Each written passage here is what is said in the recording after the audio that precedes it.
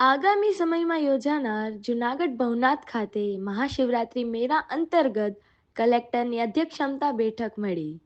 જી હા, આગામી 11 થી 15 ફેબ્રુઆરી દરમિયાન યોજાશે મેળો. સંતો મહંતોએ કલેક્ટરને કરી મોટી અપીલ. સુચારુ વ્યવસ્થા ગોઠવવાની કરી અપીલ.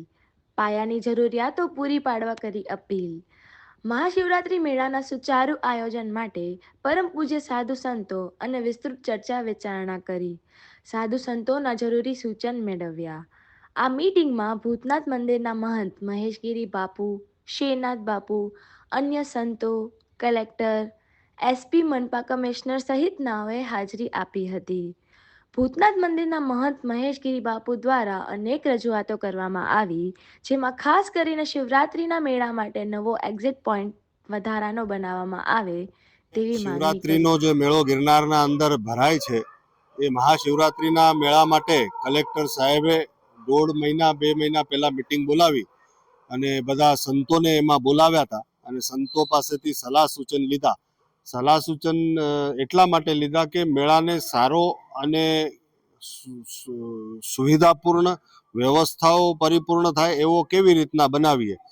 તો સ્વાભાવિક છે, બધા સંતોએ પોતપોતાના વિચાર આપ્યા અને અમે પણ એમ કીધું કે સાહેબ, તમે આ 1.5 2 મહિના પહેલા બોલાવી મિટિંગ, એટલે વિચાર તો મોટો કરવાનો, હજી સારું ઇન્ટરનેશનલ લેવલે લઈ જવાનું ને એવા બધા પ્રયત્નો હશે, પણ એના પહેલા ધરાતલ ઉપર સુવિધાઓ જો પહેલા થઈ જાય એના પછી મોટો થાય તો ખૂબ સારું. કેમ કે એક્ઝિટ પોઈન્ટ છે જ નહીં ભવનાથમાં. કંઈ પણ બનાવ બને તો પબ્લિક બારે એક જ રસ્તાથી નીકળી શકે છે, એટલે એક્ઝિટ પોઈન્ટ હોવા બહુ જરૂરી છે. શૌચાલયો વધારે ને વધારે વધારી શકાય એ બહુ જરૂરી છે. આપણી બેન બેટીઓને બધા જે ત્યાં આવે છે દર્શન કરવા સાધુ સંતોના, એ 10 10 20 20 કલાક સુધી પોતાના શૌચને ને યુરિનને રોકી રાખે છે, કેમ કે ક્યાંય એવી વ્યવસ્થાઓ નથી મળતી.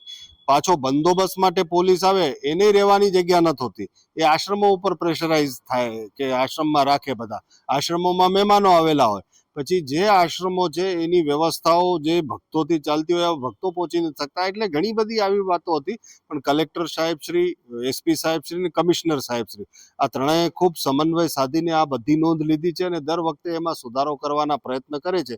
તો આશા રાખીએ છીએ બધા સાધુ સંતો અમે ભેગા થઈને ને કે જે અમારા સલાહ.